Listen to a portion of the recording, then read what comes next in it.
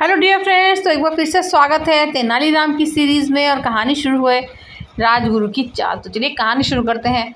तेनालीरामन की ईमानदारी का पुरस्कार। तेनालीराम से चिढ़ने वाले कुछ ब्राह्मण एक दिन राजगुरु के पास पहुंचते हैं, क्योंकि वे सभी अच्छी तरह जानते थे कि राजगुरु तेनालीराम का पक्का विरोधी है और तेनालीराम से बदला लेने में वो उनकी मदद ज़रूर कर देंगे। राजगुरु और ब्राह्मणों ने मिलकर सोचा, क्यों ना तेनालीराम को अपना शिष्य बनाने का बहाना किया जाए। शिष्य बनाने के नियमानुसार तेनालीराम के शरीर को दागा जाएगा और इस प्रकार हमारा बदला भी पूरा हो जाएगा। फिर राजगुरु उसे निम्न कोटि का ब्राह्मण बताकर अपना शिष्य बनाने से इनकार कर देंगे। अगले ही दिन राजगुरु ने तेनालीराम को अपना शिष्य बनाने की बात बताने के लिए उसे अपने घर बुलवाया। चतुर तेनालीराम राजगुरु की बात सुनकर तुरंत समझ गया कि दाल में जरूर कुछ काला है। आप मुझे अपना शिष्य कब बनाएंगे? तेनालीराम ने कुछ इस अंदाज में पूछा कि राजगुरु को उस पर बिल्कुल भी शक ना हो। इस मंगलवार को मैं तुम्हें अपना शिष्य बनाऊंगा। उस दिन तुम स्नान करके मेरे द्वारा दिए गए नए वस्त्र धारण करके मेरे पास आ जाना। उसके बाद तुम्हें 100 स्वर्ण मुद्राएं भी दी जाएंगी। इसके बाद विधिवत तरीके से मैं तुम्हें अपना शिष्य स्वीकार कर लूँगा। राजगुरु ने कहा, ठीक है, मैं उस दिन आपके घर आ जाऊंगा। इतना कहकर तेनालीराम अपने घर चला गया। घर पहुंचकर उसने यही सब बातें अपनी पत्नी को बता दी।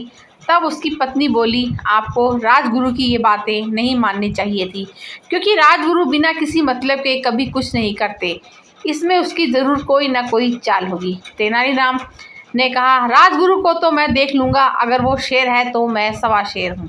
अच्छा, तो फिर आप क्या करेंगे? पत्नी ने तेनालीराम से पूछा।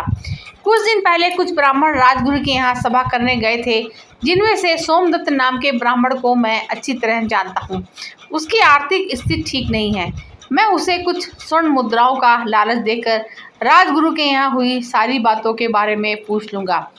अगले ही दिन तेनालीराम सोमदत्त के यहाँ पहुँच गए। कुछ देर बात करने के बाद उसने सोमदत्त को 10 स्वर्ण मुद्राएं देते हुए कहा, मुझे तुम्हारी आर्थिक स्थिति ठीक नहीं लग रही है, इसलिए तुम ये मुद्राएं रख लो और राजगुरु के घर हुई सारी बातें बता दो। सोमदत्त घबराते हुए बोला, मुझे नहीं पता। तब तेनालीराम ने जोर देते हुए कहा, क्यों नहीं बता सकते? आखिर तुम भी तो उस सभा में उपस्थित थे। मैं किसी को कानो कान खबर तक नहीं होने दूंगा कि तुमने मुझे कुछ बताया है।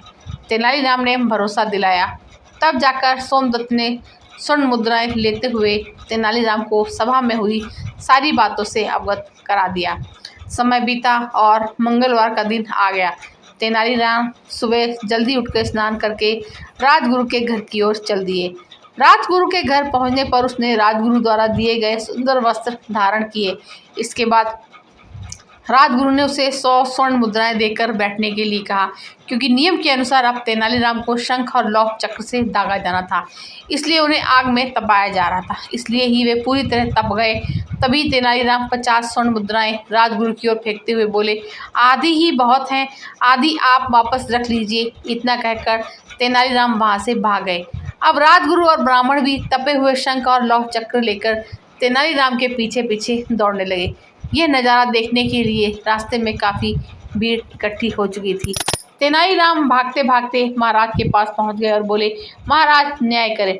दरअसल मुझे राजगुरु का शिष्य बनाया जा रहा कि मुझे अचानक याद आया कि मैं उनका शिष्य नहीं बन सकता, क्योंकि मैं तो निम्न कोटि का ब्राह्मण हूँ।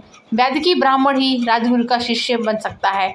इसलिए आधी विधि होने के कारण मैंने 50 स्वर्ण मुद्राएं रख ली और 50 स्वर्ण मुद्राएं राजगुरु को वापस दे दी। फिर भी वे मुझे दगवाने के लिए मेरे पीछे आ रहे हैं।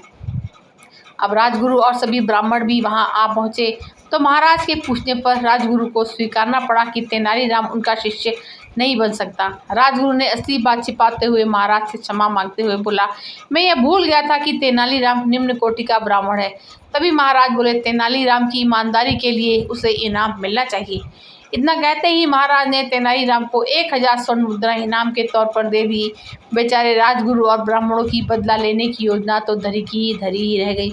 तो फ्रेंड्स, ये थी हमारी आज की कहानी आपको कैसी लगी कमेंट में बताइएगा। मिलते हैं एक नए वीडियो में नई कहानी के लिए, और कहानी सुनने के लिए आप सभी का बहुत बहुत शुक्रिया।